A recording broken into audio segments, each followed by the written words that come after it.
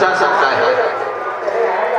तो आज उस गर्भ कहा जो तपस्विनी होंगी उन्हीं के गर्भ में हम प्रवेश करेंगे तो ही बच सकते हैं, अर्थात और कोई दूसरा बचा नहीं सकता। तो उन्होंने वेद व्यास जी की पत्नी पिंगला जी जो है वह भगवान का स्तवन कर रही थी और ठीक उसी समय मुख से जो है उनका प्रवेश हो गया और जाकर के वो उधर में बैठ गए। अब महाराज भगवान भोलेनाथ का त्रिशूल कोप जो है ब्रह्मास्त्र छूटता है पर यहाँ आकर विफल हो जाता है। वो समझ गए वापस चला जाता है और वह जब वापस चला गया तब इनकी सुरक्षा हो गई। तब ये बैठ गए और इन्होंने पूरा दृष्टांत वेद व्यास जी से सुनाया। कहा भगवान आज ऐसी ऐसी घटना हुई तो कुछ समय के पश्चात महाराज इन्होंने कितने वर्ष तक नहीं निकले, 12 वर्ष तक। ये 12 वर्ष तक उसी गर्भ में प्रवेश ही किए रहे। 12 वर्ष के बाद तब वो निकलते हैं वहां से और जब वो निकल करके गए अब बहुत अनुनय विनय वेद व्यास जी ने किया, प्रार्थना किया, अरे तुम कैसे पुत्र हो, पहले ही अपने माँ को पीड़ा देना शुरू कर दिए हो, आप इतने बड़े हो और 12 वर्ष हो गया। यहाँ माताएं 9 महीने गर्भ जो है नहीं ले पाती हैं, उनका भोजन भूख प्यास सब जो है खत्म हो जाता है और आप कितने समय तक जो है बैठे हुए हो। इतने अनुनय विनय के बाद कौन सुखदेव भगवान जो है उनका प्राकट्य होता है, मुझे सुखदेव जी भगवान की जय। तो सुखदेव जी भगवान जैसे बाहर निकलते हैं वैसे कैसे निकले, इनका वेश कैसा था, अलग श्रृंगो है।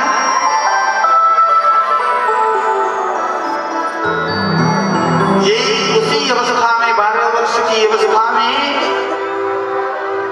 अपना नाड़ा खेड़ी ली हुई और वो चले जा रहे हैं। अब आगे गए तो देखते क्या है कि एक सरोवर पड़ता है, वहां कुछ स्त्रियां अप्सराएं जो है स्नान करती हैं, कर रही हैं सरोवर में, पर निर्वस्त्र होकर के स्नान कर रही हैं और ये चले जाते हैं उसी रास्ते से। इनके ऊपर कोई प्रभाव नहीं पड़ता है। जिन्होंने इंद्रियों को जीत लिया है, संयमित रख लिया है, उनके ऊपर कोई कैसा भी रहे उनके ऊपर कोई फर्क नहीं पड़ता है। तो कहा वो नियमित थे, संयमित थे, अपने आप को जीत लिए थे, इसलिए जो है उधर से निकल गए, कोई प्रभाव नहीं पड़ा। लेकिन पीछे पीछे पुत्र मोह हो गया वेद व्यास जी महाराज को, वो चले जा रहे हैं, अरे हा पुत्र हरे रुको तो सही, रुको तो सही। तो उन्होंने कहा कि अब इसमें हम कैसे, कुछ बोलते नहीं है। तो पहले स्त्रियों को देखा, उनको देखते ही वेद व्यास को सबने अपने अंग प्रत्यंग को छुपाना शुरू कर दिया। तो पूछा पहले तुम लोग बताओ कि मेरा बेटा गया, तब तुम लोगों को शर्म नहीं आई, हम आ रहे हैं तो तुम शर्माने लगी हो, ऐसा क्या कारण है। तब सब उन्होंने कहा कि आपके पुत्र में कोई भेद नहीं है, आपका जो पुत्र है वह न स्त्री जानता है न पुरुष जानता है, वो सब में समदृष्टा रखता है, सब समय है आप में विषम देखते हो कि ये स्त्री है ये पुरुष है, आप इसलिए जो है आपको ऐसा लगता है। तो जब यह भाव आया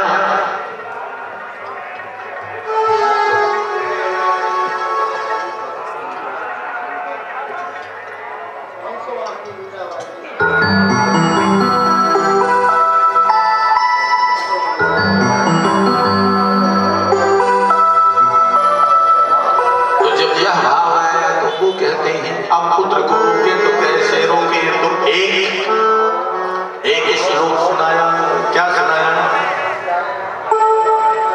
अहोबकीयम अस्तनिकालकूटम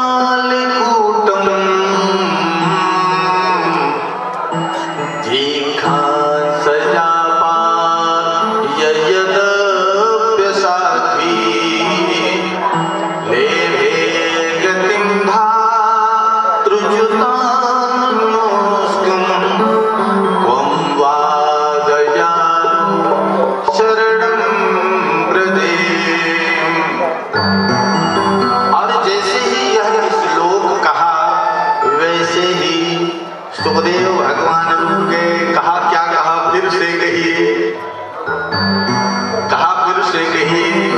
तो फिर से दोहराया उन्होंने कि अहो बकीयम अस्तन कालकूटम, मेरे भगवान कैसे हैं, मेरे ठाकुर जी कैसे हैं। कहा जानते हो उनको, मेरे गोविंद कैसे हैं। तो जैसे ही गोविंद का नाम लिया वैसे ही वो रुक गए।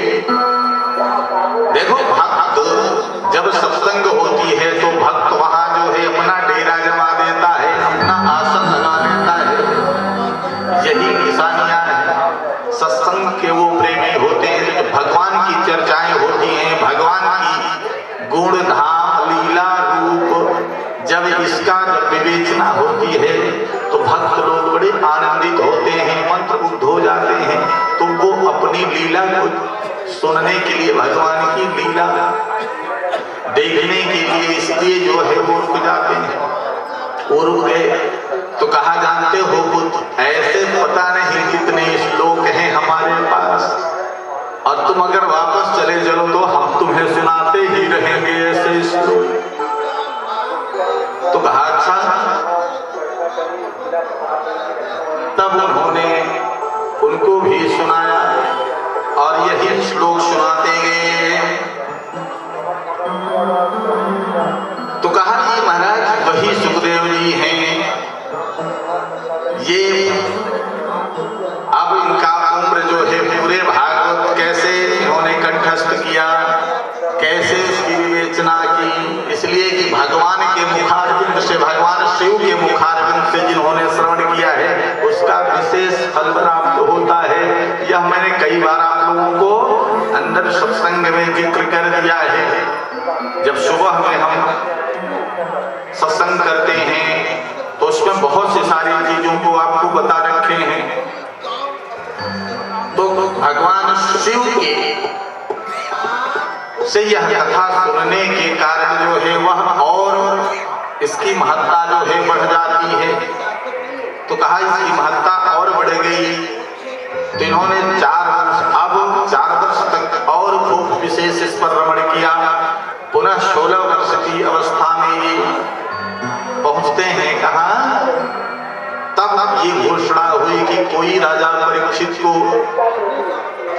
जो श्रृंगी का श्राप था उसको 7 दिन में कौन मुक्त करने में समर्थ है।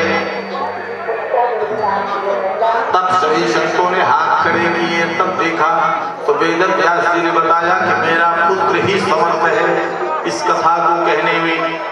तो महाराज उनका आदर सत्कार किया गया, उन्हें जो है बुलाया गया, निमंत्रित किया गया और वो आए। तो कहा ये तो गोदोहन के बराबर ही रुका करते हैं, सिर्फ 6 मिनट, ये कैसे रुकेंगे और कैसे कथा करेंगे। तो कहा जहां भगवत नाम होता है वहां नियम कोई काम नहीं करता, सारे नियम वहां छोड़ देने चाहिए। अभी जो आपका नियम है, जो आपका नियम है वह कभी जब विलंब होता है तो वह नियम बाद में हो जाता है। इसीलिए कि श्रेष्ठ कथाएं जब चलती रहती हैं तो नियम आगे पीछे होते रहते हैं। ये महाराज वही है। अब ये जाकर के आसन जमाते हैं और वहां महाराज राजा परीक्षित को कथा कहने बैठते हैं आसन पर लग करके और कहते हैं सावधान होकर श्रवण करना। तो कहते हैं आप किस लिए सुनना चाहते हैं, क्या चाहिए आपको। तो कहा मेरा अंतिम समय आने वाला है, अंतिम समय में उस जीव को क्या करना चाहिए भगवान, ऐसा प्रश्न किया राजा परीक्षित ने कि जिसका निर्माण होने वाला हो वह क्या कार्य करे। तो कहा वह दिनों रात अपने श्वास को भगवान में लगा दे। जो व्यक्ति यह जानता है कि अब मेरा अंतिम समय आने वाला है वह सारे कार्यों को भूल जाए और अंत समय में, लेकिन मैंने बताया कि ऐसा होता नहीं है। क्यों कि जब जब काया होई पुरानी तब तब तृष्णा चढ़े जवानी। ये जैसे जैसे शरीर बूढ़ा होता जाएगा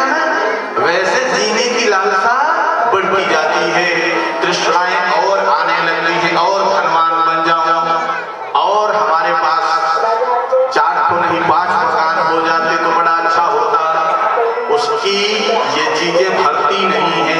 इसलिए जो सावधान पुरुष होता है, जो समझदार विवेकी पुरुष होता है, वो क्या करता है कि अब मुझे संतोष हो गया है, बच्चे अपने कार्य में संलग्न हो गए हैं, अब मुझे न बहुत धन की लालसा है, न बहुत नाम की, न बहुत समाज की, न बहुत किसी, सारी चिंताओं को छोड़ करके मात्र भगवान के शब्द में चले जाते हैं और उसी का उद्धार होता है।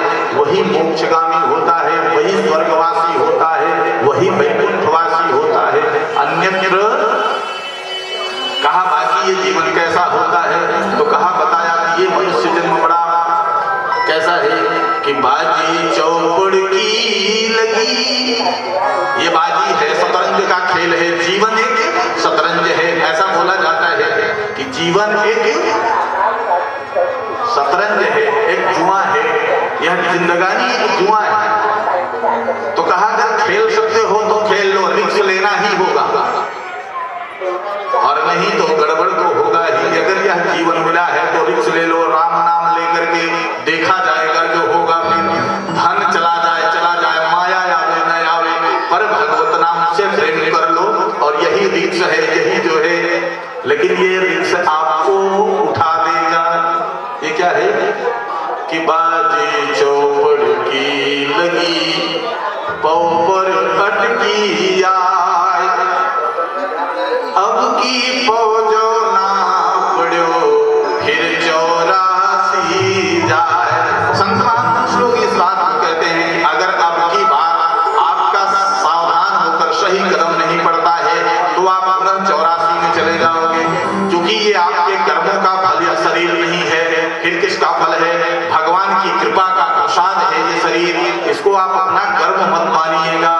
इसलिए गोस्वामी तुलसीदास जी ने कहा कि कब हुक करी करो नानर देही, और देत ईश्वर बिनु है तु स्नेही। कब हुक करी करो नानर देही, तो यह भगवान का दिया हुआ है। इसे अगर किसी को भ्रम हो तो मत पालना कि मेरे कर्तव्य, इस पे अहंकार नहीं होना चाहिए कि मैंने अच्छे कर्म किए थे इसलिए ये शरीर मिल गई, ऐसा नहीं है।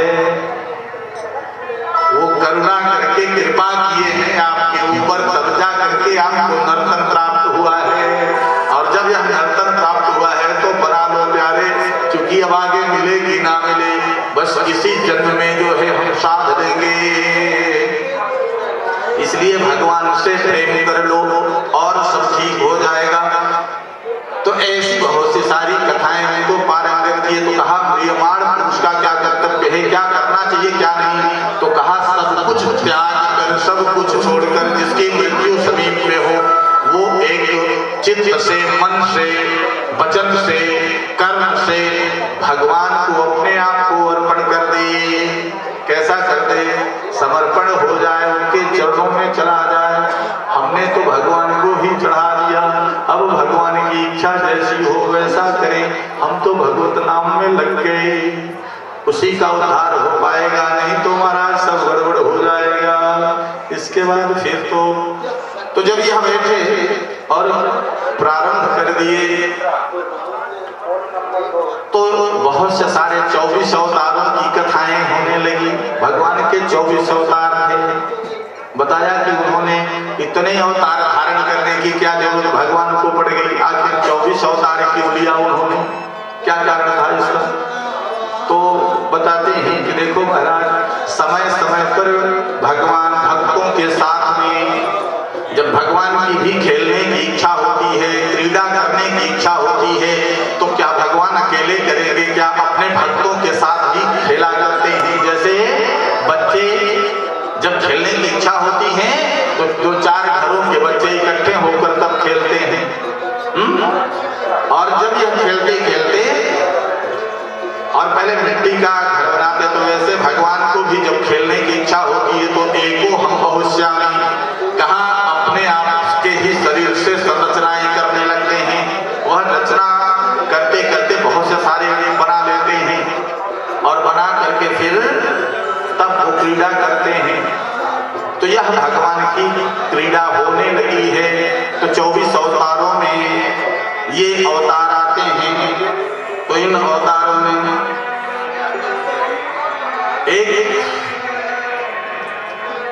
एक बार भगवान वेदव्यास जी को अपरितोष हुआ। कैसा अपरितोष? उन्हें भी बड़ी पीड़ा हुई। कैसी पीड़ा थी? असंतोष हो गया। कहा इतने बड़े ज्ञानी, इतने बड़े महात्मा, 17 पुराणों की रचना करने वाले, वेदों की रचना करने वाले, लिखने वाले, और उनको अपरितोष कैसे हो गया? उनको संतोष क्यों नहीं हुआ? कामराज इसका क्या कारण है? कहा हो जाता है जब भगवान की इच्छा होती है तो ऐसे बहुत से सारे कारण बन जाया करते हैं। तो कहा यहाँ कौन सा कारण बनना? तो कहा भगवान की इच्छा से ही ऐसा हुआ। तब वहां संत का आगमन होता है। कहा जिसके जीवन में संत आ जाए उसका जीवन का उद्धार हो जाता है। तो कहा महाराज कैसे जीवन उद्धारित होता है? कहा संत के आने पर एक उसको नया जीवन मिलता है। आपने देखा ना, जैसे जैसे संस्कार होते हैं उसको, कहा जब बालक का जन्म होता है तब एक संस्कार होता है, उसका जन्म हुआ।